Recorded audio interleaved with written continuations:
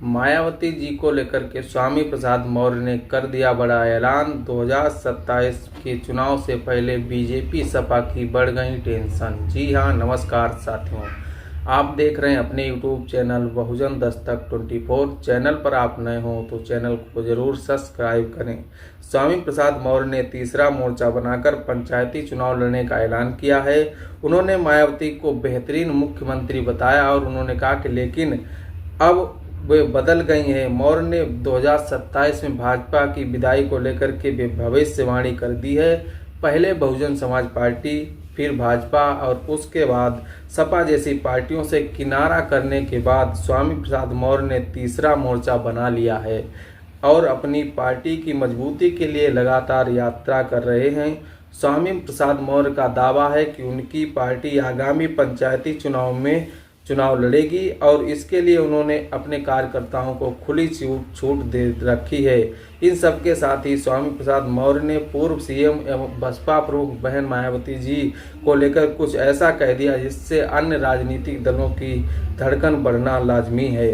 दरअसल अपनी यात्रा के क्रम में यूपी के बाराबंकी पहुंचे स्वामी प्रसाद मौर्य ने एक प्रेस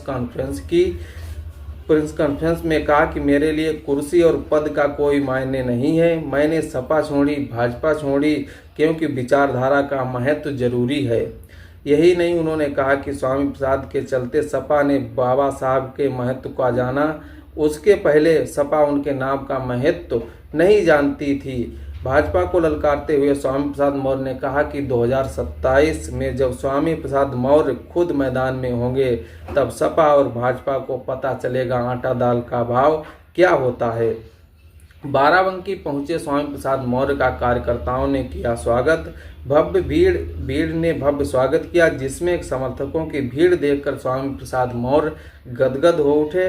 स्वामी प्रसाद मौर्य ने भाजपा पर जाति और धार्मिक दुर्भावना से ग्रसित होकर कार्य करने का आरोप भी लगाया। स्वामी प्रसाद मौर्य ने यहाँ तक कह डाला कि जब तक 2027 में भाजपा की विदाई नहीं हो जाएगी तब तक यात्रा चलती रहेगी।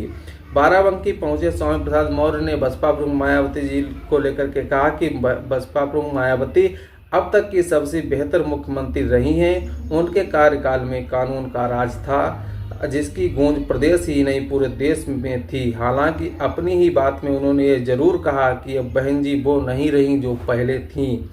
आगे उन्होंने कहा कि बाबा साहब अम्बेडकर और कांशीराम विचारधारा से नाता तोड़ लिया, इसलिए जनता ने भी उनसे नाता तोड़ लिया। तो साथियों, उत्तर प्रदेश में 2027 में विधानसभा के चुनाव होने हैं, उससे पहले पंचायती